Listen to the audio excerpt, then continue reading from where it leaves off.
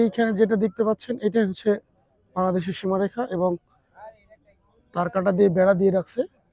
এটার ওই পাশে ইন্ডিয়া, এই পাশে বাংলাদেশ। সো গাইস, বুঝতেই পারতেছেন নীলাদ্রি লেকের যে ভিউ,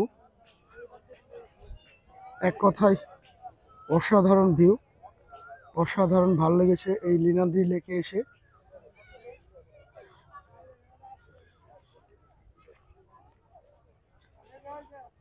আমি লেকের ভিউটি আপনাদের মাঝে তুলে ধরার চেষ্টা করতেছি।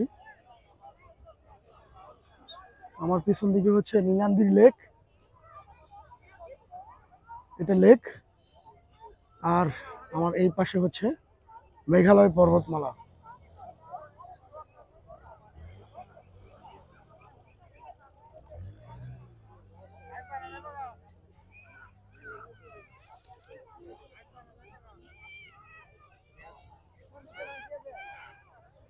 সো মেঘালয় পর্বতমালা থেকে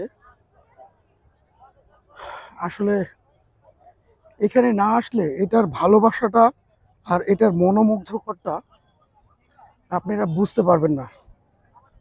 এখানে আসলে কত ভালো লাগবে আপনাদেরকে।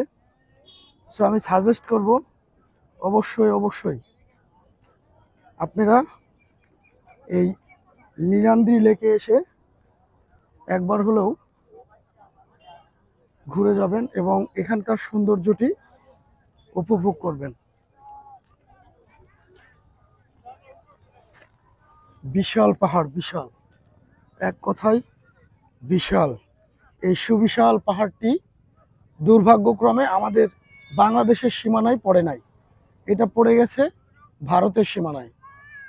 যদি আমাদের বাংলাদেশের সীমানায় পড়তো তাহলে আমরা এই পাহাড়ে উঠে আপনাদের মাঝে ভিডিও করে দেখাতে পারতাম এই পাহাড়ের সৌন্দর্যটি। এখানে আরেকটি সাইনবোর্ড লেখা আছে,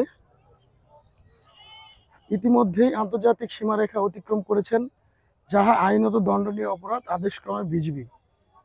সো আমরা একটি সীমানা লঙ্ঘন করে এই পর্যন্ত চলে আসছি, দ্যাট মিনস আমরা আর ওইদিকে যেতে পারবো না। ওটা বাংলাদেশের সীমানা না, যার কারণে আমরা ওইখানে যেতে পারবো না।